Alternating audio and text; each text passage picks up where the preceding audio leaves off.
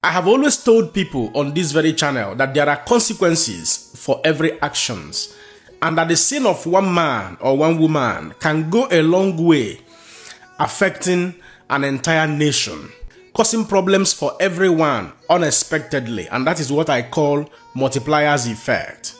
United States of American government under the leadership of Mr. Donald J. Trump has just in the last few hours suspended indefinitely any immigration processing requests from the Islamic Emirate of Afghanistan, popularly known as Afghanistan, to many persons all over the world. This very latest decision from the government of Mr. Donald J. Trump started trending after the Washington, D.C. shooting just few blocks away from the United States of American White House, where two National Guards were heavily injured, and consequently, as we speak, it has been confirmed that those two National Guards finally succumbed to their injuries. That is to say, they finally had their last breath. And as we speak, while United States of American citizens are celebrating their Thanksgiving scheduled today on the 27th of November 2025, the families of these two National Guards will be mourning heavily. I extend my heartfelt condolence to the families of 20-year-old Sarah Beckstrom and 24-year-old Andrew Wolf. We have a very unfortunate update now from the governor of West Virginia just in the last couple of moments here. He is confirming that both of the National Guard members that were shot today have passed away, have succumbed to their injuries. And I'm going to read this updated post now from the West Virginia governor here.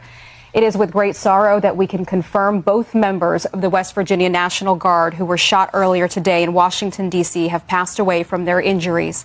These brave West Virginians lost their lives in the service of their country. We are in ongoing contact with federal officials as the investigation continues. Our entire state grieves with their families, their loved ones, and the Guard community. West Virginia will never forget their service or their sacrifice, and we will demand full accountability for this horrific act. We have two families in West Virginia that will not see their children come home ever again because they've been shot by a murderer in the middle of the nation's capital, only a few blocks away from the White House, a city that is supposed to be the safest city in America. And we have now all witnessed together two National Guard troops, two young men or women, we don't know yet, have now lost their lives in the line of duty. These two militarized, gallant soldiers were on duty just few hours after they were sworn in at their duty post. Was when the suspect striked using a revolver that heavily injured these two militarized officers. They were rushed to the hospitals, several surgeries were performed, and many persons were praying and hoping that they survive it all. But unfortunately, they could no longer, be seen in the land of the living as the United States of American citizens celebrate Thanksgiving for the year 2025. It terrifies me personally. Thereafter, the security agencies in the United States of America swung into action in collaboration with FBI. According to the FBI director, Dr. Patel, this very act by the suspect is currently being treated as a terrorism act. And according to verifiable information that has been made available so far by FBI, the suspect who committed this very heinous act is a 29-year-old Rahman Ullah Lakanwal who hails from Afghanistan. And according to the same sources of information, Mr. Rahman Ullah Lakanwal got into the United States of America in the year 2021. This young man was privileged to have entered the United States of America in that same year 2021 under Operation Allies Welcome, an initiative that was introduced under Joe Biden's era as a way of welcoming into the United States of America, troops or people that helped the United States of American troops and soldiers while they were deployed in Afghanistan. Many of them worked as translators. Many of them worked as, support systems to the troops in helping them to manage effectively their mission for being in Afghanistan. This 29-year-old Rahman Ullah, at some point in Afghanistan, also worked with American CIA, unit, but it has not been made clear what function and what role he actually played while working at the CIA, segment of the United States of American soldiers and, security agents that were deployed in Afghanistan in those years. And according to Homeland Security, that finally revealed the identity of this very suspect, Rahman Ullah Lakanwal, they confirmed that his last residence is actually in Washington State. It is quite crazy how the sin of one man will end up destroying the chances of other persons from the same nation. You can clearly tell that what this young man did is a blow. Yes, it's a very big blow to the United States of America. Not just because he's from Afghanistan, but for the singular reason that these two militarized officers are supposed to be celebrating with their families. And this happened just few blocks away from the White House. It terrifies me, like I said from the introduction of this very video. So Donald Trump going extreme to declare that no further immigration processing from Afghanistan countries may not be too much of a decision. And like I said also from the introduction, there are consequences for every actions. You know what I mean? So the onus, that is where the burden of promoting ethical living, the burden of promoting peaceful coexistence, the burden of making sure that wherever you exist, you must not promote fanaticism.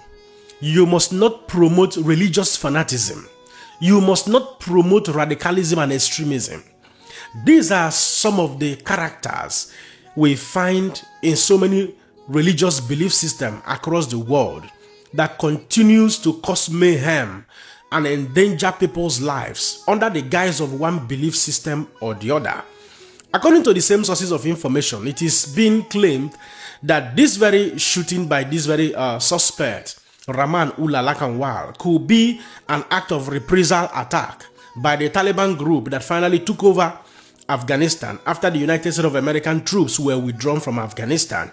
So if you begin to look clearly into that, it may not be far from the truth, but you now begin to ask yourself, why will a young man who had the privilege of coming into the first world country, United States of America, having good life, he has 5 children and he lives with his wife in the United States of America, what would have prompted him into picking up an arm, Smith and 357 Smith and Wesson revolver, and drove to that very location and shooting 2 National Guards, which eventually, unfortunately, ended their precious lives?